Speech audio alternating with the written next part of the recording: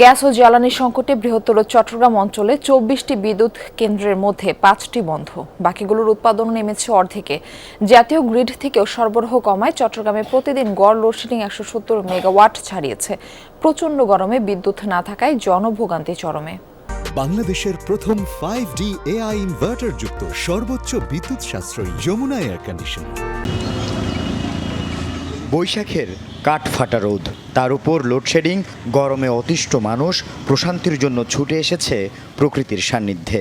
চট্টগ্রামে সিআরবিতে দিনভর দেখা মেলে এমন চিত্র। গাছতলা বসছি, কিছু হাওয়া বাতাস খাচ্ছি, ভালো লাগতেছে। ঘরে তো শান্তিতে থাকা যাচ্ছে না, কখন বাদে বাদে কারেন্ট চলে যায়। গাছের নিচে একটু ছায়া আছে, একটু ঠান্ডা লাগে, একটু ভালো লাগে আর কি। এর লেগে গাছের নিচে এসে বসে রয়েছি। গাড়ি চালাইও শান্তি পাচ্ছি না, একটু রেস্ট করতেছি, শরীর আবার শান্তি লাগলে তারপরে গাড়ি নিয়ে বের হবো। গত কয়েকদিন ধরে বেড়েছে লোডশেডিংয়ের মাত্রা। এই যেমন চট্টগ্রামের অন্যতম বৃহৎ মার্কেট রিয়াজউদ্দিন বাজারে দিনভর অবস্থান করে দেখা যায় প্রতি 1.5 থেকে 2 ঘন্টা অন্তর অন্তর বিদ্যুতের লুকোচুরি।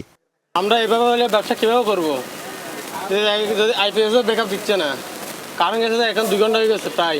একবারে গেলে 1 ঘন্টা 1.5 ঘন্টা থাকে, কোনো সময় আধা ঘন্টা পরে আসে, কোনো সময় আবার 2 ঘন্টাও থাকে। সর্বোচ্চ তো 7 ঘন্টায় আমরা ব্যবসা করতেছি। 7 ঘন্টার মধ্যে মনে হচ্ছে না যে 3 ঘন্টাও আমরা ঠিকমতো কারেন্ট পাচ্ছি বলে মনে হচ্ছে না। বাসাবাড়ি ও অফিস আদালতের চিত্রও একই। ঘন ঘন লোডশেডিংয়ের কারণে ব্যাকআপ দিতে পারছে না আইপিএস, তেলের অভাবে চলছে না জেনারেটর। 1 ঘন্টা আসলে আধা ঘন্টা পরে চলে যায়, 10 মিনিটও থাকে না। প্রচণ্ড কারেন্টের সমস্যা দিচ্ছে।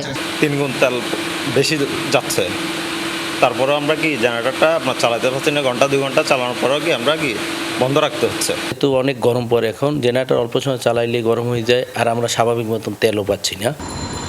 চট্টগ্রাম অঞ্চলে 24টি বিদ্যুৎ কেন্দ্রের মধ্যে 6টি সরকারি, 18টি বেসরকারি মালিকানাধীন।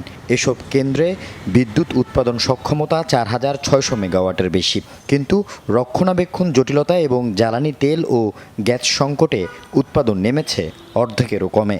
জাতীয় গ্রিড থেকে সরবরাহ কমেছে, ফলে দিনে গড়ে প্রায় 170 মেগাওয়াট পর্যন্ত লোডশেডিং থাকছে।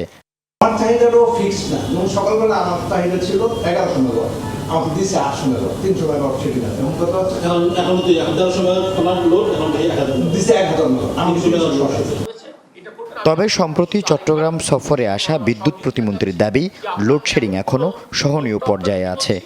আমাদের এই মুহূর্তে যখন আমাদের এই সংকট, আমরা দুটো সেক্টরকে প্রায়োরিটি দিয়েছি। একটি হচ্ছে আমাদের কৃষি, আর একটি হচ্ছে শিল্প।